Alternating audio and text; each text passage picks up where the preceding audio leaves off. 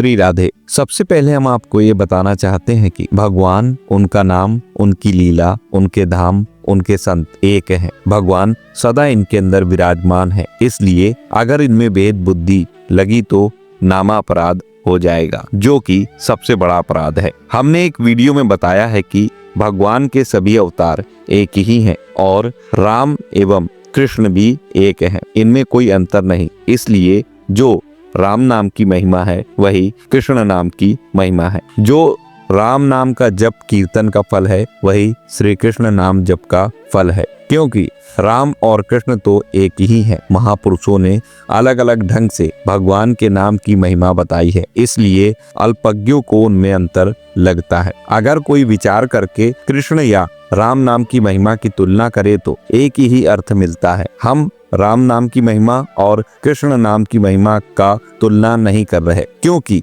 ऐसा सोचना भी नामापराध होगा। परंतु जो लोग इनमें भेद मानते हैं उनके लिए राम और कृष्ण नाम लेने का फल प्रमाण के द्वारा बताया जा रहा है। श्री राम श्री कृष्ण नाम संपूर्ण सहस्त्र नामों के समान है। शिव जी पार्वती से कहते हैं, सुमुखी मैं तो राम राम इस प्रकार जप करते हुए परम मनोहर श्री राम नाम में ही निरंतर रमण किया करता हूँ। राम नाम संपूर्ण सहस्त्र नाम के समान है। वहीं ब्रह्मांड पुराण के मध्य भाग में बताया गया है कि विष्णु के 3000 पवित्र नाम यानी कि विष्णु सहस्त्र नाम जप के द्वारा प्राप्त परिणाम यानी कि पुण्य केवल एक बार कृष्ण के पवित्र नाम जप के द्वारा प्राप्त किया जा सकता है। अतएव चाहे राम नाम लो या कृष्ण नाम लो, दोनों ही संपूर्ण सहस्त्र नाम के बराबर है। अब श्री राम और श्री कृष्ण नाम के बारे में श्री राधा जी एक ही बात कहती हैं।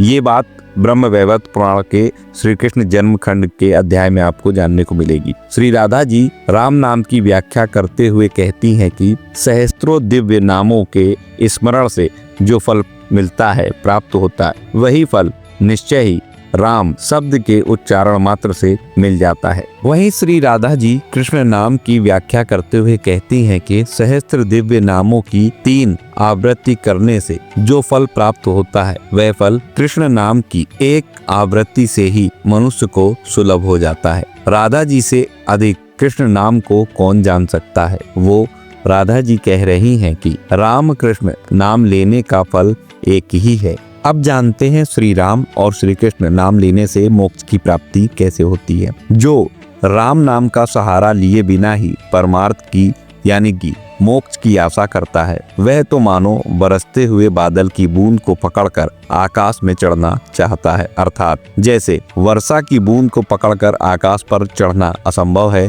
वैसे ही राम नाम का जप किए बिना परमार्थ की प्राप्ति असंभव है। कृष्ण नाम जप का फल सहस्त्रों अश्वमेध यज्ञों के फल से भी श्रेष्ठ है, क्योंकि उनसे पुनर्जन्म की प्राप्ति होती है। परंतु नाम जप से भक्त आवागमन से मुक्त हो जाता है। आवागमन से मुक्त होना मोक्ष कहलाता है। अब जानते हैं श्री राम और श्री कृष्ण नाम लेने में नाम का स्मरण अनिवार्य क्यों है। तुलसीदास जी कहते हैं कि जिसका राम नाम में प्रेम है, राम ही जिसकी एकमात्र गति है और राम नाम में ही जिसका विश्वास है, उसके लिए राम नाम का स्मरण करने से ही दोनों यानी कि लोक और परलोक शुभ मंगल और कुशल है। श्री राधा जी कहती हैं, हे गोपी, जो मनुष्य कृष्ण कृष्ण यो कहते हुए नित्य उनका स्मरण करता है, उसका उसी प्रकार नरक से उद्धार हो जाता है जैसे कमल जल का भेदन करके ऊपर निकल आता है।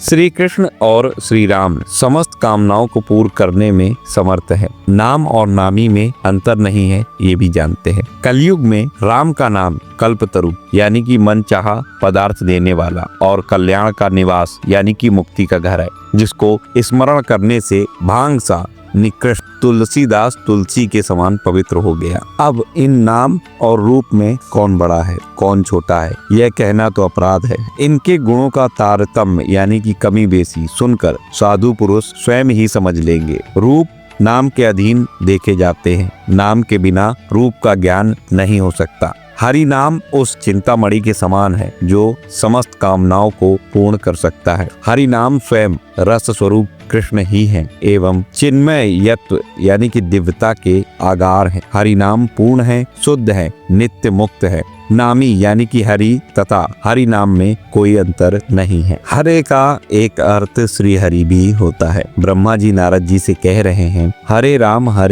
राम राम हरे हरे, हरे कृष्ण कृष्ण कृष्ण हरे हरे। यह 16 नाम वाले महामंत्र का कीर्तन कलयुग में क्लेश का नाश करने में सक्षम है। इस मंत्र को छोड़कर कलयुग में उद्धार का अन्य कोई भी उपाय चारों वेदों में कहीं भी नहीं है। चलो अगर यह मान भी लें कि भगवान का अमुक नाम बड़ा है, तो जो बड़ा नाम है उससे समस्त फल मिल जाएंगे, इसलिए छोटे नाम को लेने की कोई आवश्यकता नहीं है। तो फिर महामंत्र में हरे यानी कि हरि, राम और कृष्ण नाम एक साथ लिया जाता है। अगर ये कहो कि राम हरि नाम से कृष्ण का नाम बड़ा है, तो राम हरि नाम लेने की क्या आवश्यकता, क्योंकि जब कृष्ण से समस्त फल मिल जाएंगे तो राम और हरि नाम क्यों ले। इसी प्रकार अगर यह कहो कि राम का नाम बड़ा है, तो फिर कृष्ण या हरि नाम लेने की क्या आवश्यकता है। और अगर यह कहो कि हरि नाम बड़ा है, तो फिर राम और कृष्ण नाम लेने की क्या आवश्यकता है। अतएव भगवान के समस्त नाम समान है,